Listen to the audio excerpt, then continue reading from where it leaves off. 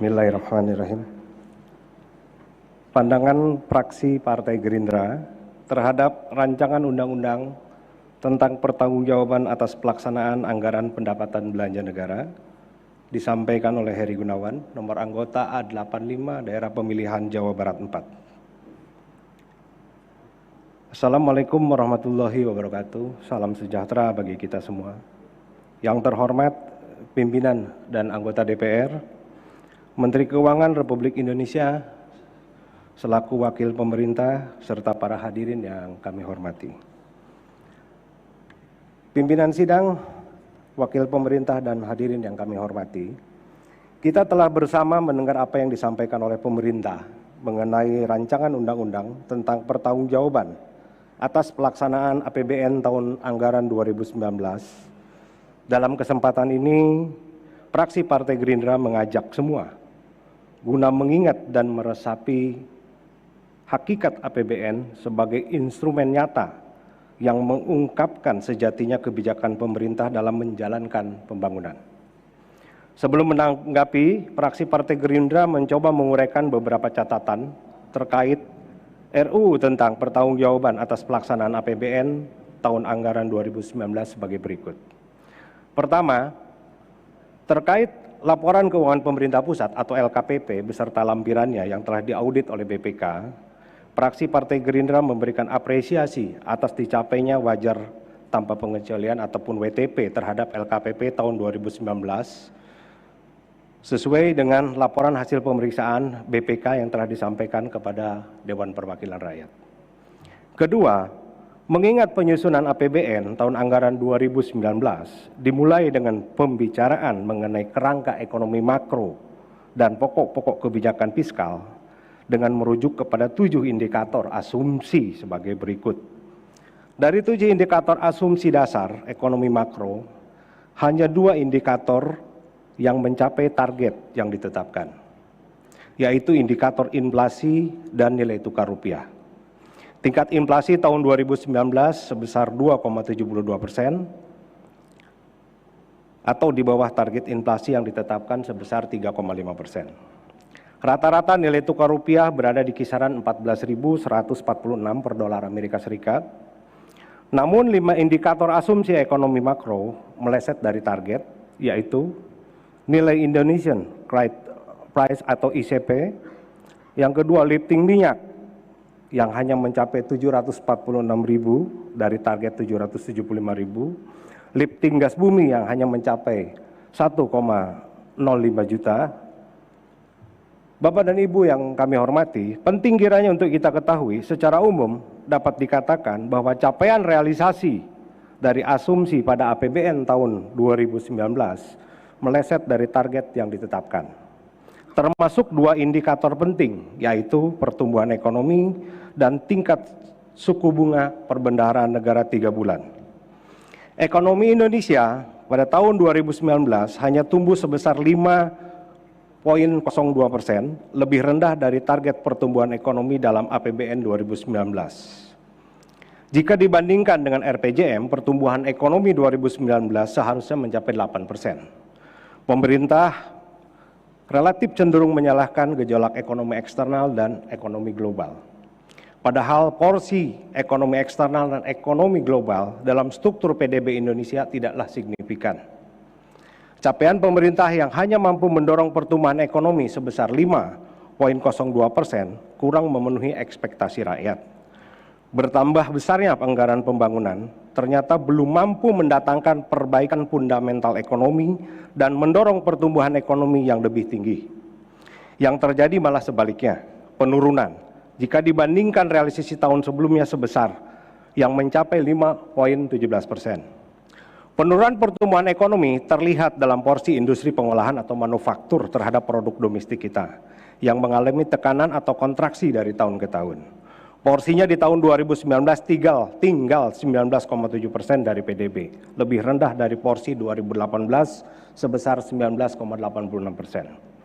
Pertumbuhan ekonomi juga dirasakan kurang berkontribusi besar terhadap persoalan bangsa. Angka pengangguran terbuka tetap tinggi, mencapai 7,5 juta orang atau 5,28% pada tahun 2019.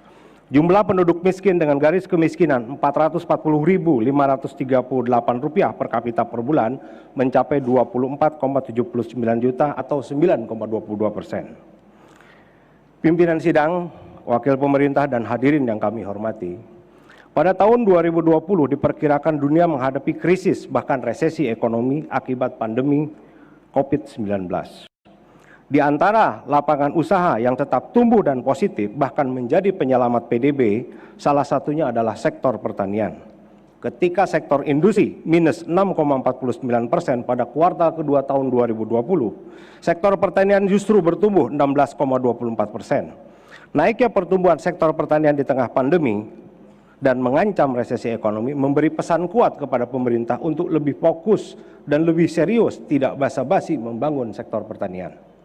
Fraksi Gerindra terus-menerus mengajak semua untuk mendorong pemerintah untuk mengambil kebijakan yang melindungi petani dalam skema perdagangan nasional maupun internasional.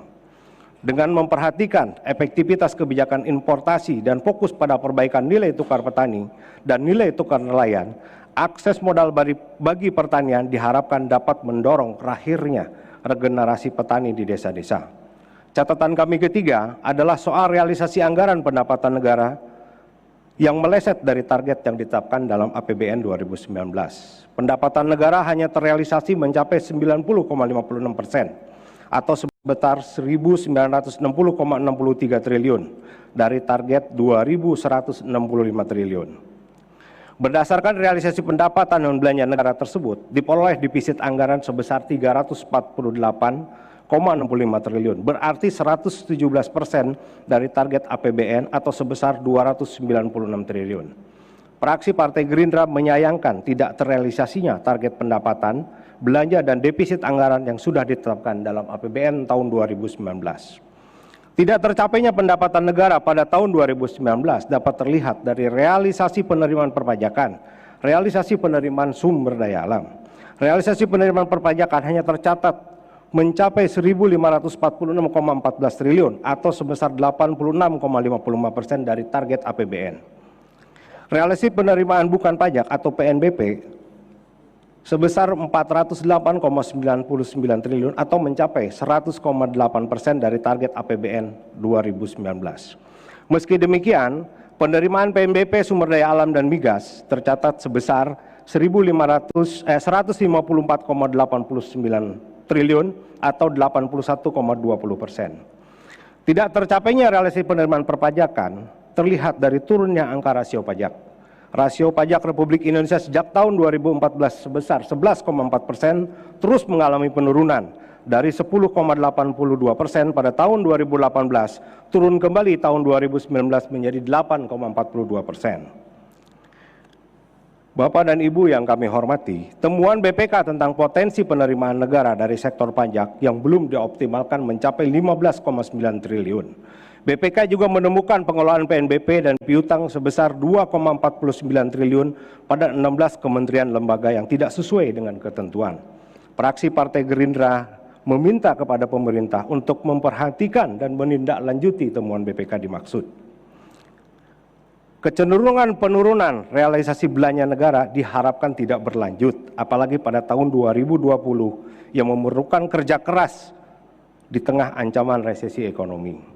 Pemerintah perlu melakukan inovasi perbaikan dalam penyerapan anggaran, tidak hanya sebatas angka semata, tetapi mengutamakan manfaat dan kualitas penyerapan serta tepat sasaran. Bapak dan Ibu yang kami hormati, ketimpangan dalam realisasi anggaran belanja menunjukkan bahwa di tahun 2019 skema pendapatan dan kebijakan pengendalian belanja belum mampu menghadirkan postur APBN yang kredibel.